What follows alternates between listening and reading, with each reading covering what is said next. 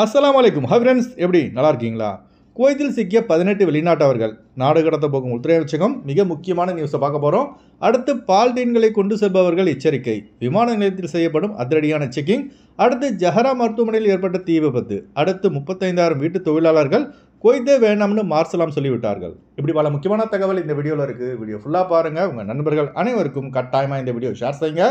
இப்போ வாங்க குவைத்துடைய மிக முக்கியமான நியூஸை பார்ப்போம். குவைத்தில் வேலை செய்யும் ஹாதிம் விசா தொழிலாளர்களின் எண்ணிக்கையானது போன வருஷத்தை விட இந்த வருஷம் 5.6% குறைந்துள்ளதாக புள்ளி விவரம் வெளியாகியுள்ளது. தற்போது வெளியான புள்ளி விவரத்தின்படி பார்த்தோம்னா 7,45,000 வீட்டு தொழிலாளர்கள் குவைத்தில் வேலை செய்கிறார்கள்.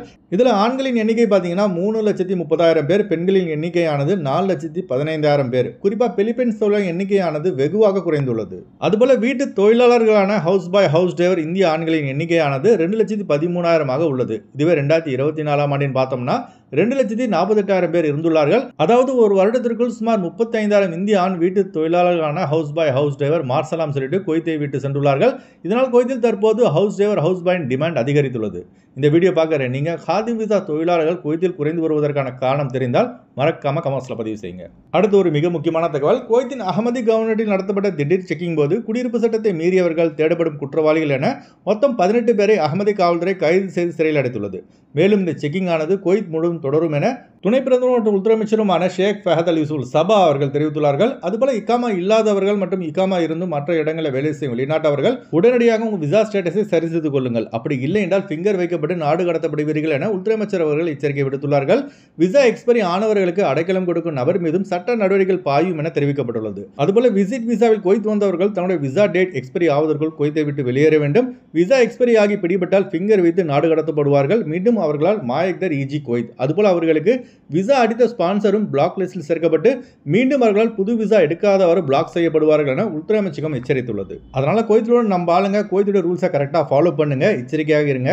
இந்த மிக முக்கியமான தகவலை லாசிம் கட்டாயமாக உங்கள் நண்பர்கள் அனைவருக்கும் ஷேர் செய்யுங்க. அடுத்த தகவல், ஜஹரா மருத்துவமனையில் உள்ள பில்டிங்கில் இன்று காலை திடீரென தீ விபத்து ஏற்பட்டுள்ளது. உடனடியாக ஜஹரா தீயணைப்பு துறைக்கு தகவல் கொடுத்ததை தொடர்ந்து தீயணைப்பு வீரர்கள் விரைந்து வந்து தீயை கட்டுக்குள் கொண்டு வந்தனர். அல்ஹம்துலில்லாஹ், அந்த தீ விபத்தில் யாருக்கும் உயிர் சேதமோ காயங்களோ ஏற்படவில்லை என சுகாதார அமைச்சகம் விளக்கம் அளித்துள்ளது. அடுத்த தகவல், நம்ம சப்ஸ்கிரைபர் வந்து கமெண்ட் பாக்ஸில் வந்து ஒரு டவுட் கேட்டிருந்தாங்க. ப்ரோ, குவைத்திலிருந்து ஊருக்கு போகும்போது குவைத் அரசால் மானியமாக வழங்கப்படும் பால்டீன்களை கொண்டு போகலாமான்னு கேட்டிருந்தாரு. அதாவது குவைத்துடைய சட்டப்படி குவைத் அரசால் ரேஷனில் வழங்கப்படும் பால்டீன்களையோ ஆயில் கேன்களையோ அதர்ஸ் ஏஷ் இப்படி எதையும் விமானம் வழியாகவோ கப்பல் வழியாகவோ வாகனம் வழியாகவோ குவைத் பார்டரை விட்டு தாண்டி எடுத்து செல்ல சட்டத்தில் இடம் கிடையாது. இதனை மீறும் நபர்கள் மீது சட்ட நடவடிக்கை எடுக்கப்படும் என ஏற்கனவே உள்துறை அமைச்சகம் எச்சரித்துள்ளது. ஆனால் சில வீட்டு தொழிலாளர்களான ஹவுஸ் பாய், ஹவுஸ் டிரைவர், வீட்டு பணி பெண்கள் 2 வருஷம் முடிஞ்சு இந்தியா, இலங்கை செல்லும் போது பால்டீன்களை கொண்டு போகிறாங்க. இதுவும் தப்பு தாங்க. ஆனால் ஏர்போர்ட் அதிகாரிகள் சில பேர் பார்த்தீங்கன்னா சில டைமில் வந்து விட்டுருவாங்க. ஆனால் உயரதிகாரிகள் செக் பண்ணும்போது யாராவது பிடிபட்டால் அவ்வளோதான், உங்களுக்கு தான் பிரச்சனை. அதனால் பால்டீன்களை கொண்டு செல்பவர்கள் திர்பாலக். அடுத்து வாங்க ஃப்ளைட்டுடைய அப்டேட் பார்ப்போம். குறைந்த கட்டணத்தில் விமான டிக்கெட் எடுக்க விரும்புபவர்கள் ஸ்க்ரீனில் தெரிகிற ஜியா டிராவல்ஸ் நம்பரை கான்டாக்ட் பண்ணிட்டு குறைந்த கட்டணத்தில் விமான டிக்கெட் எடுத்து கொள்ளலாம். அதுபோல பிசிசி, மெடிக்கல், ஸ்டாம்பிங், அட்டஸ்டேஷன் இந்த ப்ராசஸும் செய்து தரப்படுகிறது. சென்னை டு குவைத் 23,500 ரூபாய்க்கு ஏர் இந்தியா எக்ஸ்பிரஸில் ஃப்ளைட் எடுக்கலாம். குவைத் டு சென்னை 25 குவைத் தினாருக்கு இண்டிகோ ஏர்லைன்ஸில் ஃப்ளைட் எடுக்கலாம். திருச்சி டு குவைத் 24,500 ரூபாய்க்கு இண்டிகோ ஏர்லைன்ஸில் ஃப்ளைட் எடுக்கலாம். குவைத் டு திருச்சி 34 குவைத் தினாருக்கு இண்டிகோ ஏர்லைன்ஸில் ஃப்ளைட் எடுக்கலாம். கொச்சின் டு குவைத் 23,500 ரூபாய்க்கு இண்டிகோ ஏர்லைன்ஸில் ஃப்ளைட் எடுக்கலாம். குவைத் டு கொச்சின் 28 குவைத் தினாருக்கு ஏர் இந்தியா எக்ஸ்பிரஸில் ஃப்ளைட் எடுக்கலாம். பெங்களூர் டு குவைத் 17,500 ரூபாய்க்கு சலாம் ஏர்வேஸில் ஃப்ளைட் எடுக்கலாம்.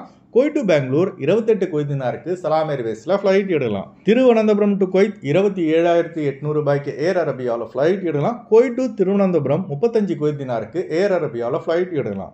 கொழும்பு டு குவைத் 91 குவைத் தினாருக்கு ஏர் அரபியாவில் ஃப்ளைட் எடுக்கலாம். குவைத் டு கொழும்பு 36 குவைத் தினாருக்கு ஏர் அரபியாவில் ஃப்ளைட் எடுக்கலாம். அடுத்து வாங்க குவைத்தோட தினாரை பார்ப்போம். ஒரு தினார் குவைத் இந்தியாவின் மதிப்பு 284 ரூபாய் 80 பைசாவாக உள்ளது. ஒரு தினார் குவைத் இலங்கையின் மதிப்பு 985 ரூபாய் 51 பைசாவாக உள்ளது. இப்போ நான் சொன்னது வந்து குவைத்துடைய அல்முலா ரேட்டுங்க. அடுத்து குவைத்துடைய கோல்டு ரேட் பார்ப்போம். 1 கிராம் 24 கேரட் தங்கத்தின் விலை 33 தினார் 375 பைசாவாக உள்ளது.